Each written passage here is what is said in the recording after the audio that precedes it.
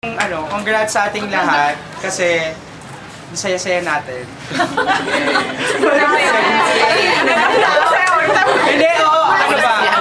Ano dapat, ano ba na testimonial? Ewan ko sa'yo. I-share mo na yung testimony mo ng yung photo mo doon sa wall. Wag yun. Yung pagpayat. Hindi, siguro yung pagsali sa organization ay bilang matagal-tagal na rin ako sa Universidad ng Pilipinas, isa talaga siyang hindi, basta isa siyang importanteng desisyon na hindi lang basta na dapat madami kang i-consider bago ka pumasok ng organization. And ayun nga, ang importante din, you stand by your decision. So kung ano yung pasukan mo organization, dapat sinusuportahan mo all the way.